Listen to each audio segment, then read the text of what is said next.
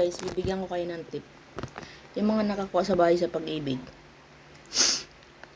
Kasi, experience ko na to yung katrabaho ko kasi, pinaupahan niya yung bahay. And then, hindi siya nagbayad sa pag-ibig. Yung upa sa bahay sa kanya napunta. Hindi niya binibigay yung pag-ibig. So, kinuha niya yung pag-ibig yung bahay niya. Matinik ako. Grabe. Tinik. Ngayon, ako kasi, wala na akong pambayad that time kasi dalawa yung nakuha kong bahay.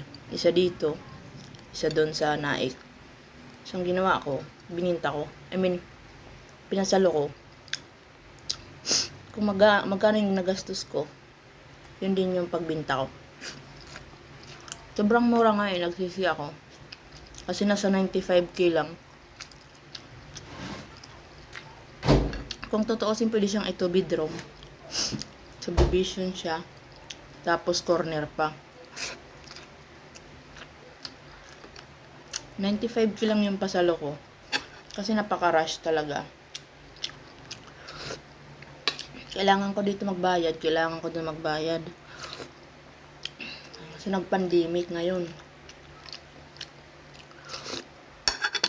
So ngayon ang nangyari, nakabayad ako dito na wala na akong problema. Nag-pandemic, may nagamit kaming pera. Binayad namin dito. So, yun po yung experience ko kay pag-ibig. Pag hindi kayo nakahulog kay pag-ibig, pasalo nyo na. Kasi kukunin sa inyo yung pag-ibig yan.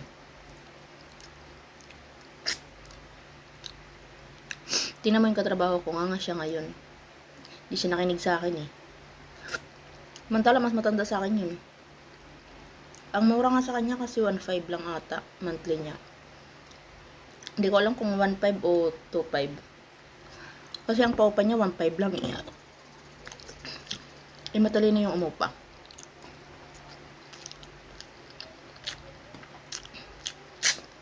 Alam niyang foreclose na. Nagpasa siya ng documents, siya nakakuha. Na ngayong may-ari. 'Di ba? Foreclose.